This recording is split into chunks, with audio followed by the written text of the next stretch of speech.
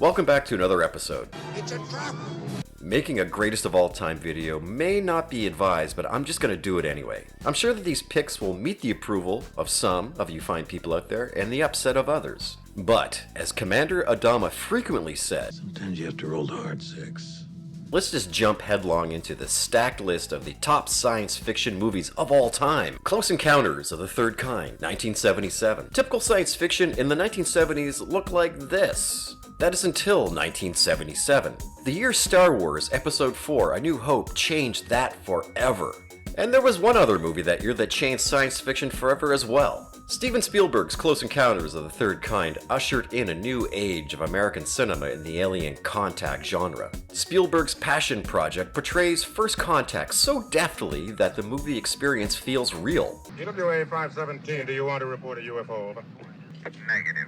We don't want to report. The exceptional writing aids this immensely.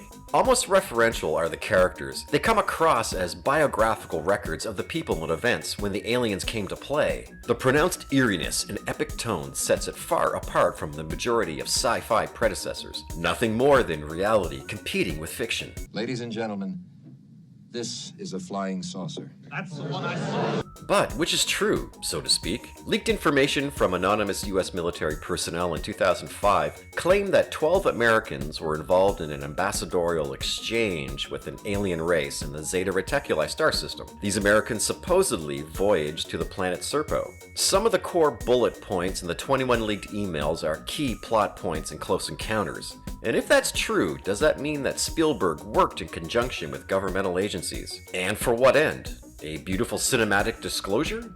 Whether you believe it or not, it certainly adds another layer of the mystique surrounding this film. Star Wars Episode 4, A New Hope, 1977.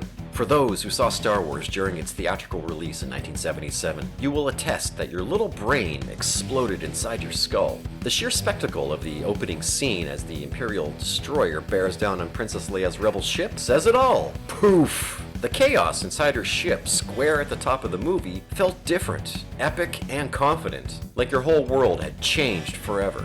The funny thing is that Lucas and everyone involved didn't think so. That's why they signed on to the televised Star Wars Christmas special. And if you haven't seen this, it's a must-see, because you won't believe your eyes. Without a doubt, Lucas created until late the most influential science fiction franchise in movie history, christening the seminal trilogy that entertained the crap out of us. Industrial Light and Magic's visual effects flipped perceptions of the practice on its head. And remember, a lot of the effects in science fiction back in the day involved a dude flailing around in a cardboard tinfoil-plated robot suit. Lucas used puppets for characters like Yoda, Jabba, Salacious B. Crumb, and so on. The brilliant casting breathed life into the swashbuckling tale that took us to a galaxy far away at light speed. Blade Runner, 1982. The dystopian classic, based on Philip K. Dick's novel, Do Androids Dream of Electric Sheep, is a movie franchise I hope never is retired. The gloom of 1982 Los Angeles is the perfect backdrop as Rick Deckard is coerced by former supervisor Bryant to retire 4 replicants who are running amok in the city. During his investigation and while retiring skin jobs, saying that Deckard got humbled is an understatement. Harrison Ford is perfect in the role of Deckard. His gruff nature rings true in his behavior. Nonetheless, rumors that Deckard is a replicant have lingered for years. My opinion is yes, and it's Ridley Scott's as well. He is definitely a replicant. Consider Holden, the Blade Runner who performed the Voight-Kampff test on Leon. Compare his face to Deckard's. See the similarities in the chin, mouth, nose, and eyes? My thought is that Tyrell Corporation made Blade Runners to share physical traits, and I think this is more evident if you watch Holden's scene and think Deckard. They're just questions, Leon. In answer to your query, they're written down for me. Suspect, how can it not know what it is?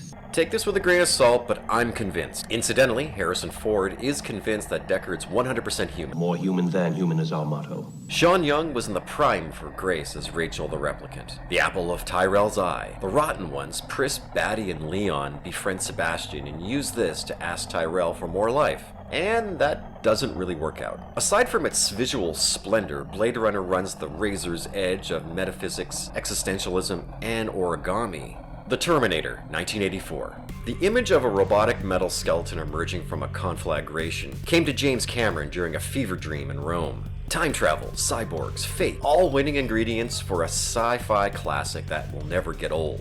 You're a terminated fucker. The Terminator was originally scripted by Cameron as a slasher movie. That would have been interesting, if not better than... Course corrected, the Terminator marched towards destiny and won. It's a strong film with neck-snapping action. Arnold's exceptional physical acting as the T-800 throttled the jeopardy for Sarah Connor, Kyle Reese, and every cop in the greater Los Angeles area. And I think this is such a great opening scene. This guy's reaction cracks me up every time. What the hell?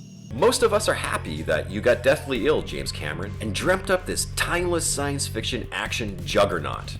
Interstellar, 2014. I know that this will be a contentious entry, but the spatial and temporal scope of Interstellar is an amazing accomplishment and an epic story.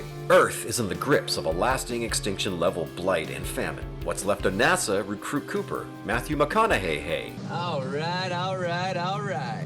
To captain a mission and reconnoiter 3 possible habitable worlds via a gigantic black hole. The exponential time dilation lights a fire under the astronauts' asses, and literally race against time to complete the mission. Hours equal decades, and humanity ain't getting any younger. Meanwhile, Murph, Coop's daughter, is still deciphering the relevance of the gravitational anomaly she and Coop witnessed as a young girl in her bedroom. It's all related. So related that every second has been recorded on the physical plane within a tesseract built for this purpose by a future generation. Cooper communicates with Murphy across time and dimension, and they ensure humanity's survival. Christopher Nolan and his brother, Jonathan, distilled a potent elixir, threading the perplexity of time in space, while wrapped in a savior tale with deep family sentimentality.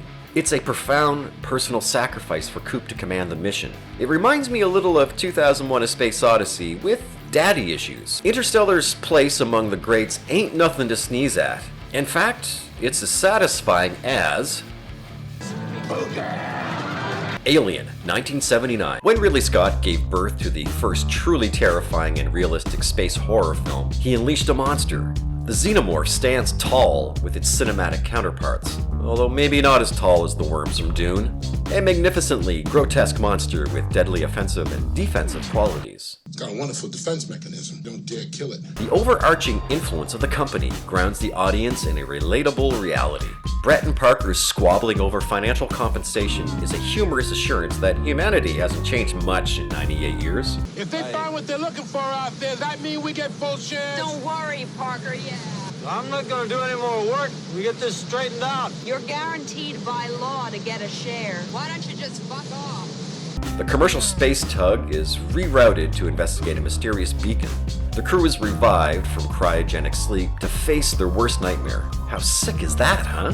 But did you know that this clever splicing of horror and hard sci-fi came from a comedy in the form of a feature film called Dark Star? Dark Star didn't set the world on fire, and O'Bannon vowed, "If I can't make them laugh, I'll scare them."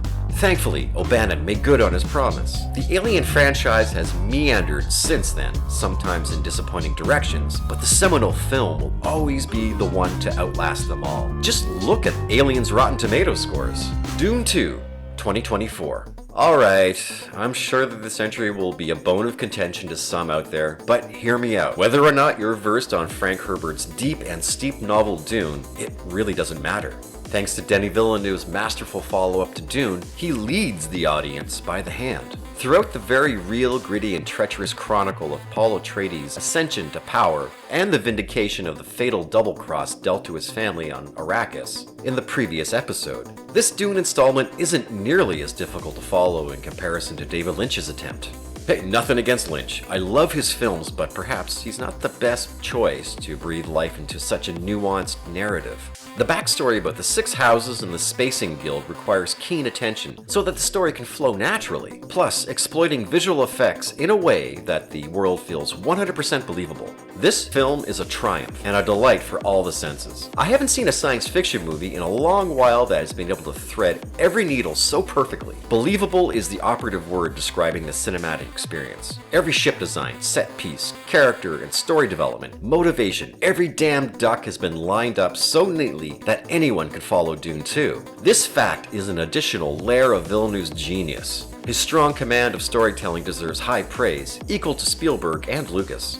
I don't know if there's a filmmaker going today that could realize a story as complex as Dune without turning off fans who are virgins to the material. I strongly suspect that Dune and Dune 2 will be revered decades from now for the achievements that I've outlined, as well as for its undeniable beauty. After all, if you look at Villeneuve's catalog of films throughout his career, it's clear that he can do no wrong. And there you have it. What's your opinion on these films? Are they worthy of this distinction? Most importantly, do you think that Dune 2 possesses the chops to earn this honor? So sound off in the comments section, and please don't forget to like, share, and subscribe. The channel just surpassed 1,000 subscribers, and for this I want to again thank everyone. So stay golden everybody, and I'll catch you in the next one.